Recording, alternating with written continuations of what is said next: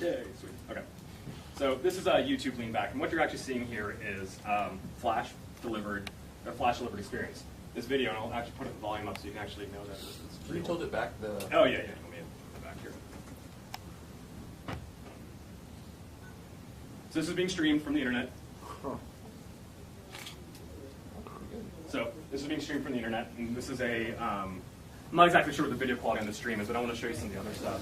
And what we have here is this is actually running Flash Player in Chrome. So really cool, you know, what this has been designed for. And so I'm using a keyboard here because we don't, we can only show so much of the actual input methods. But imagine I'm going to use the 5-key navigation. So pretend like I have just a regular style remote here for a second. So I hit down here to actually browse through this. This is all kind of built-in Flash here. And now maybe I want to go watch some autos. That sounds fun. So maybe get to see some cool racing stuff, or how not to do motor swap. Let's try this. So I'm just using 5 buttons, up, down, left, right, and enter, kind of navigate this UI. What you're actually seeing is hardware decoded video. So the video is actually being sucked down from the internet. Frames are being put into the hardware decoder, and it's then rendering it back. And Flash is actually is the one managing this entire process. So cool little video there. So the next thing I want to show you guys. Yeah. So how come? This is going to sound bad coming from me, but why is Google doing this in Flash and not HTML5? I have to ask Google. Okay, cool, man. I'm happy there. Yeah. Good for me. So the next thing I want to show you guys is a couple of videos, kind of show you how awesome the video capabilities are, both the Google TV and Flash platform, and the Flash platform running on the device. So now this is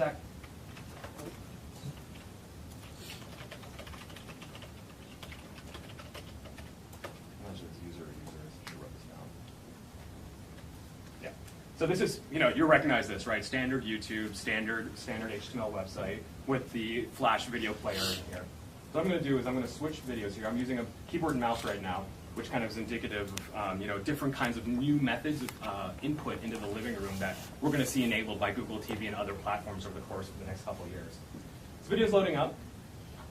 It'll take a couple moments to load up.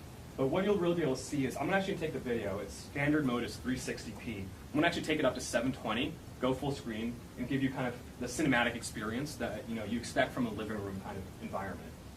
So while it's loading there.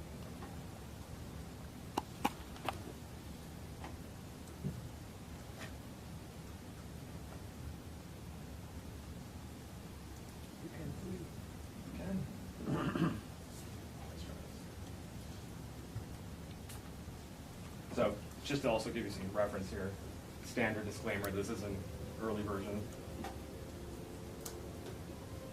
So what you're seeing now, again, is this HD hardware decoded video, 720p rendering on my TV. In a lot of cases, you'll be able to see no difference between what you get available on Comcast through your video on delivery, video on demand services that they make available. So very high quality video. This is probably fairly high megabits per second in terms of streaming. Really high quality content that you're able to just access and watch now in the living room.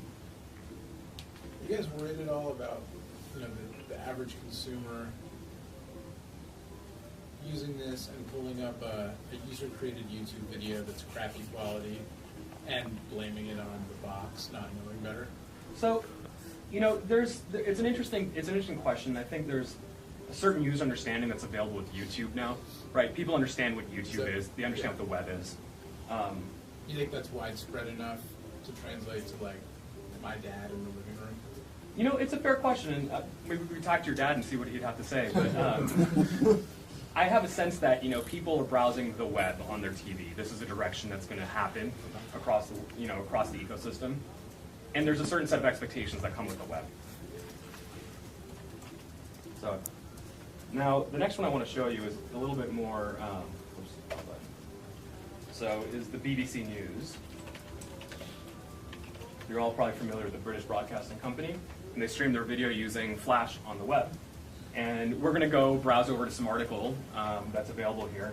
We'll pick one that's, maybe we pick this one here and get a chance to watch it. I'm going to click in here, article loads up. So you'll see that the text is here. Chrome does a fantastic job of rendering what is made for the desktop available onto the web. And you'll see that Flash does an equally good job here of actually making the same video content in the 2 examples I'm showing, the 3 examples I'm showing you here, of actually rendering this video back to you. One of the things, here we go. And unfortunately, this is only, I think, an 18-second video. Oh, you even get ads too, so isn't that great? So you're actually seeing this video play back here, advertising, all the same kind of stuff. So while this is kind of haha amusing for us as consumers, and I just as much as one think ads are a great thing. They're a key part of the content ecosystem, both from a TV and a web perspective. And so we're pretty excited that the same kind of place that incents people to build content exists as well here. I'll give it a second to actually start up. There it goes. So this is obviously a 41-second video, but we can take it full screen. You can kind of see being able to watch some of these cool videos from the web now on your TV. Yeah. The people that you're talking to on the TV side, are they looking to create specific TV, just like they do mobile sites, just like, or TV sites, just like we have mobile sites? You find 6 of one, half dozen the other. Some people are, some people aren't. Again, the interesting thing is on the TV ecosystem, it's so nascent that people are kind of, in general, some are, again, really excited and jumping in head first. Some people are, dipping their toes in the water. Yeah. And so you'll see, I think, people like the big media companies who are really excited to make video content available on a platform will go like, here's my, instead of m.newyorktimes.com, here's tv.newyorktimes.com. So the last demo I want to show you is the PBS Kids website. We'll play a specific game there.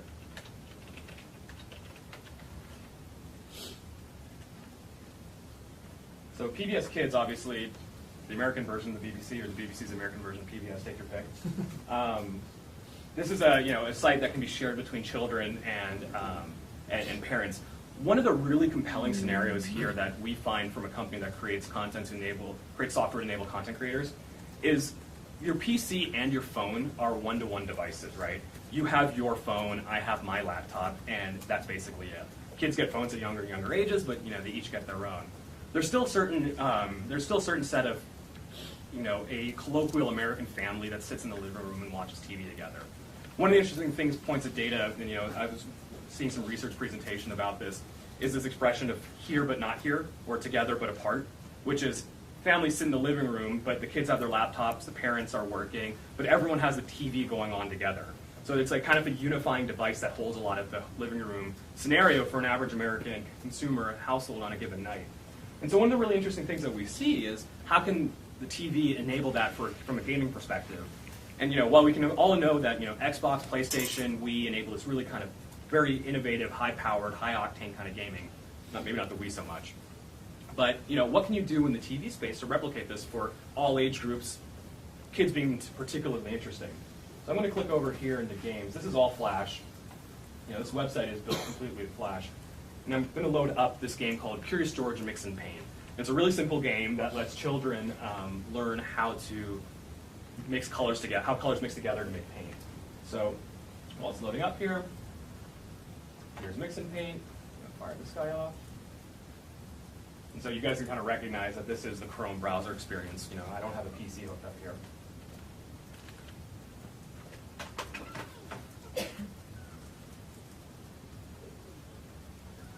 Yep. Just follow some directions here, which I'm not that good at.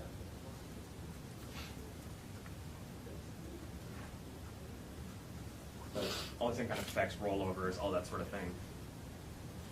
And so, this will go through, but there's some really interesting anecdotal information in the ecosystem from people who've done user research, which shows that when kind of these gaming scenarios are available in the living room, parents, children will interact together in these sort of scenarios, which is kind of cool. So we see, really cool ability for. Maybe I need to put some more. Yeah, and so here I am. Okay, I'm going to put. Yeah, and I was playing this earlier today, and I realized I don't know how colors mix together. So if I want to make that blue and add some white in, maybe one a little lighter color here. So maybe this fish is this. So you get a sense basically of what enabling the full web on the television, and full web on the television in a shared kind of community experience can really be like. And that's one of the really interesting and important things that we believe that Flash as a platform on Google TV and then TV-enabled devices is actually a really interesting place for us as a company and the technology ecosystem as a whole to kind of evolve to.